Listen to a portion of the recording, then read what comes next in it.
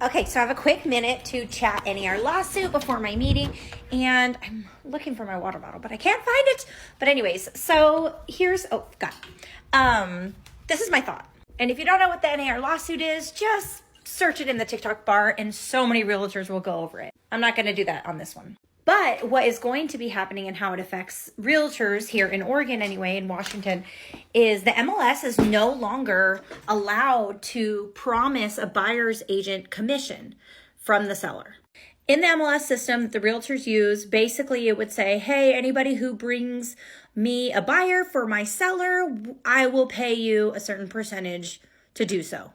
So it's just kind of disclosed. And in any listing presentation, agents should have been going through what the commission is paid by the seller and where that commission is going. So I've already had all these conversations with my sellers. They already know that I get a piece, and if a agent brings a buyer, we will be compensating them as well. So I've had those conversations, but because not all agents have that clear communication and conversation, there was a lot of confusion, which is why the lawsuit happened, and which now sellers are not required to pay the buyer agent fees, which they were never ever required to do so anyway. It's not rocket science that somebody can go sell their home on their own, just like it's not rocket science where someone can represent themselves in court if they wanted to, but it is in someone's best interest to have somebody represent them that knows what's going on. Now, if you're somebody who knows what's going on and you are good at negotiating, by all means,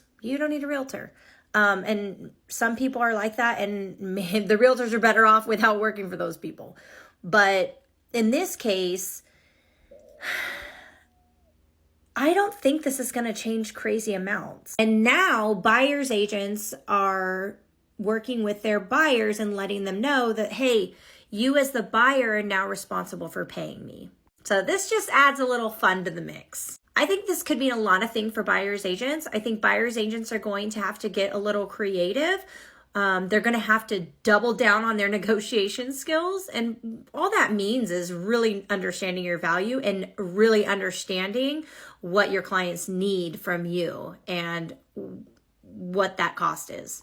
I think this will change the game for buyer's agents, though. I do think that, just like attorneys, right, and how they get paid, some attorneys get paid for certain subjects on the matter and different things, and some attorneys get paid by, the other party. They know how to negotiate their fees. Some attorneys get paid hourly, and I think that this allows buyer's agents to come out with their own models, which may confuse people more. There may be some agents that are like, hey, I'll do a consult for you, and that's it. And you can handle the rest yourself. And guess what? No liability on my hands. Or, hey, pay me per door that I open for you and you can handle the rest. Or, hey, work with me. Everything's as normal.